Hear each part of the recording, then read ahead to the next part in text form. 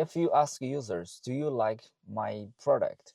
You may get the worst kind of feedback, polite feedback, because most people do not want to hurt your feelings. They will say, yes, I like it. They may even say, yes, I would pay for it.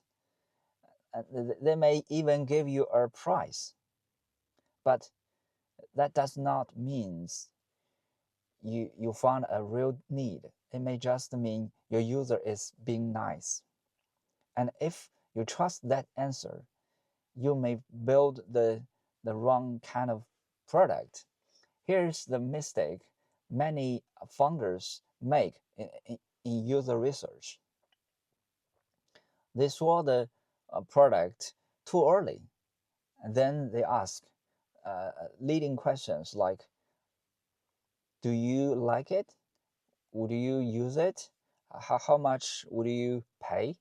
The the problem is once your product is in front of them, you're already shaping their answer.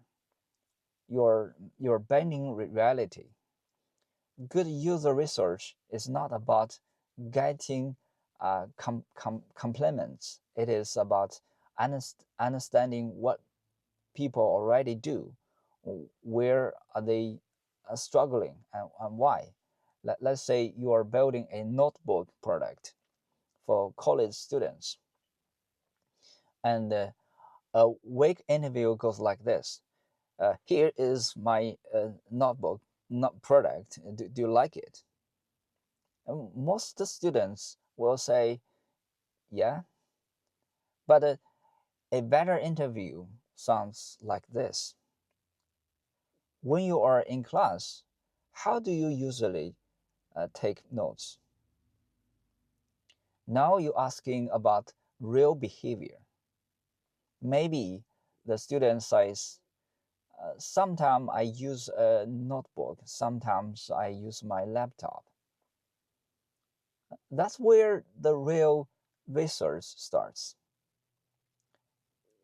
You ask then, why do you use two different tools? Well, why not just one? What kind of classes make you switch? What's the frustrating about that? Then the students may say, in math class I need a physical notebook because I have to draw formulas and graphs by hand. But in history or economics, I use my laptop because typing is much faster. Now learning. You're learning something useful. You are not hearing opinions about your idea. You're hearing the truth about their workflow and where they frustrate. And that's where product insight comes from. Then you can go deeper. What is annoying about switching between notebook and laptop? Have you tried solving this before? What happens when your system breaks? Um, which class feels hardest to manage? Um, why does that matter? These answers help you find pain points, find habits, and unmet needs. Founders should spend less time asking, do you like my product?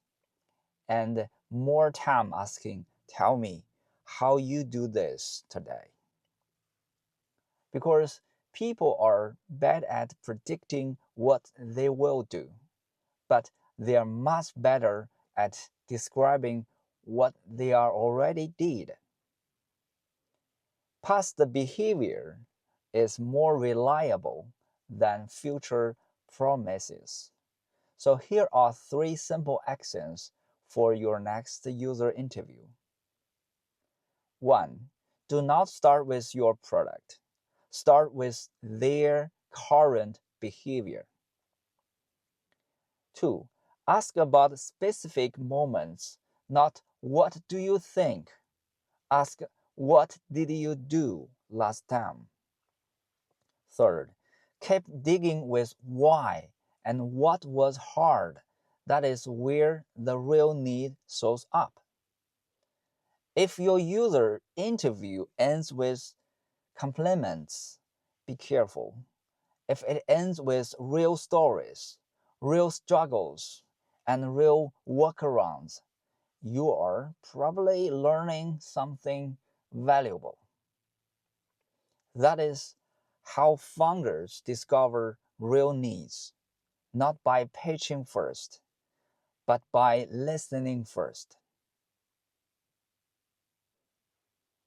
I will see you in the next video. I will see you in the next video.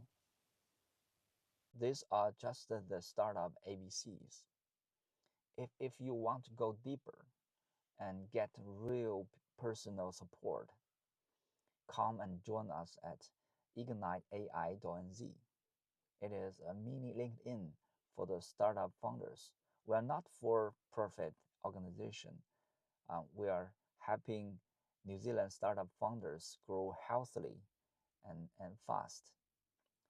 We have a we have personal coaches, domain experts, volunteers, and investors ready to help you. And here's what makes us different. We don't charge founders upfront. We are donation based. If you go through our program and don't see enough growth, you walk away. No question asked. Because we believe you don't need a big name coach. You just need to talk to your users, iterate fast, and let the market pull you forward. And check us out at igniteai.nz or drop us a line at hello@igniteai.nz. I will see you in the next video.